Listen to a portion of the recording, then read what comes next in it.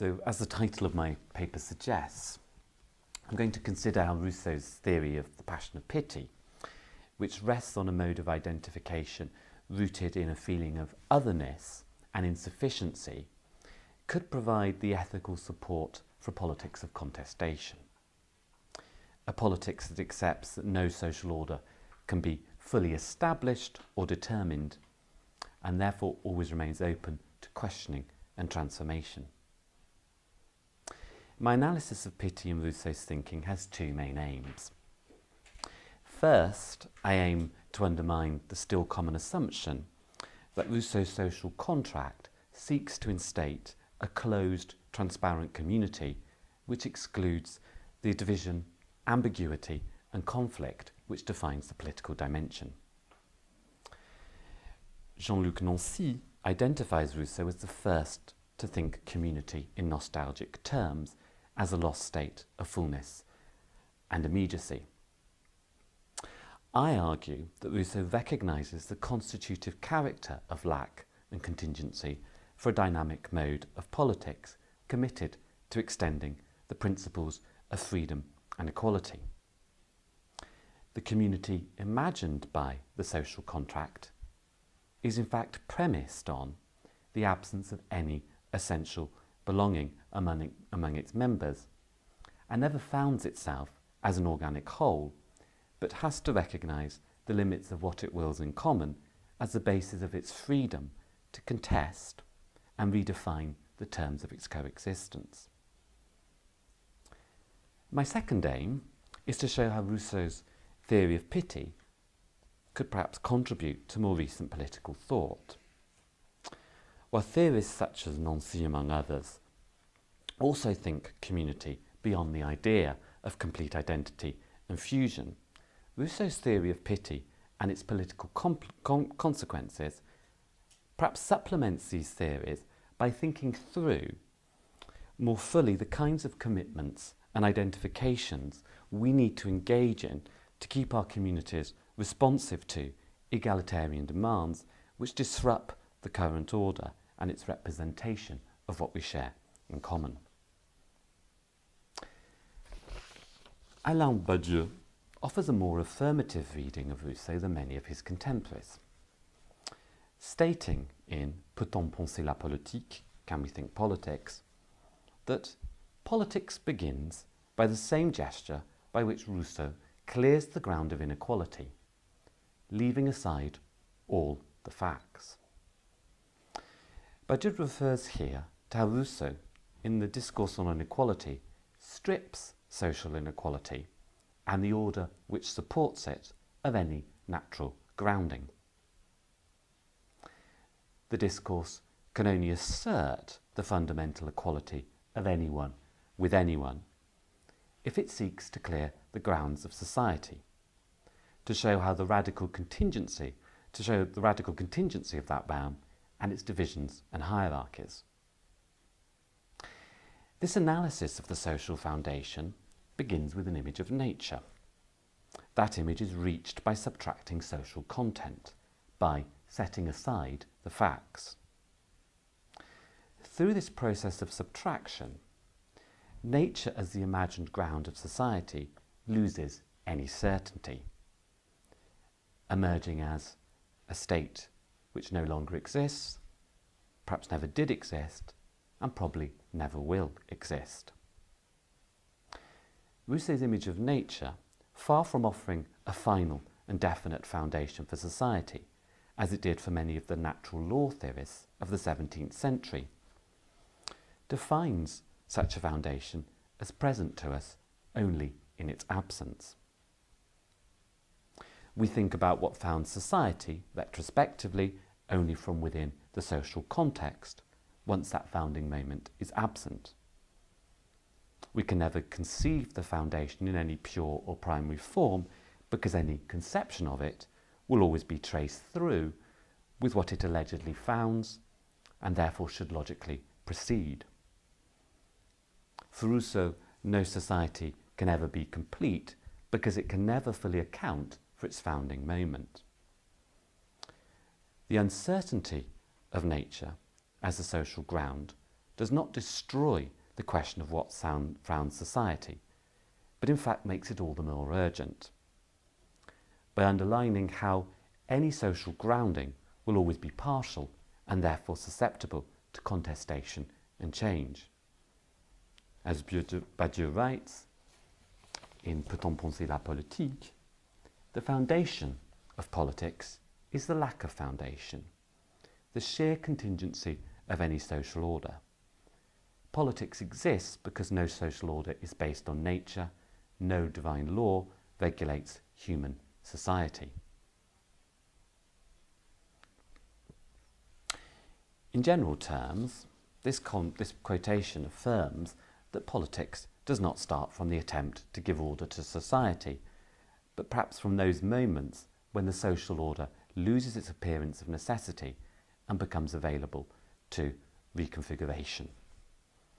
Politics occurs when people refuse to identify with the given state of affairs and its definition of their place or lack of place within it. When they make a claim for equality which disrupts established divisions and hierarchies. The possibility of this type of radical politics, argues Chantal Mouffe, does not simply amount to a rational process of convincing others to change their views. She asserts that it depends on types of identification which channel the passions in the open-ended struggle for freedom and equality. We can understand the importance of thinking through the link between the passions and egalitarian politics, argues Mouffe, when we consider how right-wing politics manages to generate the passionate investment in mythic, communal and national identities built on the violent exclusion and oppression of others. We can maybe find a form of identification based on a feeling of profound equality rather than imagined common essence or identity in Rousseau's theorisation of pity. Pity, for Rousseau, is the passion which takes us beyond ourselves towards others. It gives us an experience of otherness from within the self, thereby unsettling our social identity or position. Rousseau sees pity as a vital part of human relations because it opens us to others in their vulnerability and fragility. It brings us to recognise that vulnerability as something we share with them and makes well-being a common rather than individual concern. Through the experience of the other's suffering, pity leads us to sense the ontological link between humanity and finitude. Rousseau writes in Emile, "By nature, men are neither kings, nobles, courtiers, nor millionaires. All men are born poor and naked. All are liable to the sorrows of life, its disappointments, its ills, its needs, its suffering of every kind. And all are condemned at length to die. This is what it really means to be a man. This is what no mortal can escape." Rousseau states, again in Emile, that no one knows of his own experience what it is to die. The experience of finitude as the meaning of the human can only occur through the other. Therefore, that experience is not immanent to or fully appropriable by the individual. It never becomes his own experience. It is only by becoming other to myself that I can sense my humanity. It is a feeling of otherness rather than identity which connects me to other humans. In this light, we are all fundamentally equal in not being self-sufficient or self-contained, and thus no one has natural authority over another. A common feeling of alienation and lack rather than identity and fullness brings us to identify or unite with others. Rousseau thinks human association beyond any idea of essential belonging or any idea of totality. He writes, Man's weakness makes him sociable. Our common sufferings draw our hearts to our fellow creatures. We should have no duties to humankind if we were not men. Every affection is a sign of insufficiency. If each of us had no need of others, we should hardly think of associating with them. I argue that compassionate identification brings us to recognise finitude as the basis of our equality with others. That feeling of deep equality exposes the injustice of the social inequalities on which society rests for Rousseau, and should incite us to take action to restore the equality denied by the social order through association with suffering others and their plight. And I'll think more about that in the second part of the paper. And I'd like to talk about the first aim that I proposed at the beginning of the paper. The constitutive force of incompletion and lack for human identification questions the idea that Rousseau's philosophy targets a self-regulating state of communal oneness. We find a somewhat nuanced version of this interpretation of Rousseau, as I pointed out in Jean-Luc Nancy's The Inoperative Community. Nancy describes Rousseau as the first thinker of community, or more precisely, as the first to think it in nostalgic terms. For Nancy, Rousseau imagines community as a lost state of immediacy and plenitude which the birth of society has destroyed. Nancy develops his theory of finite community by subverting the premise on which his nostalgic conception rests. Immediacy and oneness, if they were possible, would actually suppress community by destroying the separation, difference and distance which opens the space of the common, which relates us to others. Community as being in common rather than as a common being actually forecloses the possibility of complete identity. In my reading, Rousseau never posits a shared essence or identity as the basis of community. Nancy is not entirely wrong, however. Rousseau does imagine humans to exist in a state of non-differentiation in nature, where they form a oneness with their environment.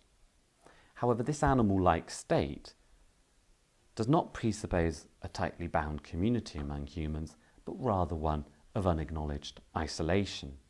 Rousseau writes in the first version of The Social Contract, "The earth would have been covered with men between whom there would have been almost no communication. We should have made contact with one another at some points without becoming united at any. Our understanding would have been unable to develop. We would have lived without feeling anything. We should have died without having lived." The imagined fullness of nature, our oneness with the outside, paradoxically constitutes a state of emptiness and immobility, which never provides the endpoint of Rousseau's political writings, but serves rather to emphasise the importance of lack, insufficiency and difference for relating to others.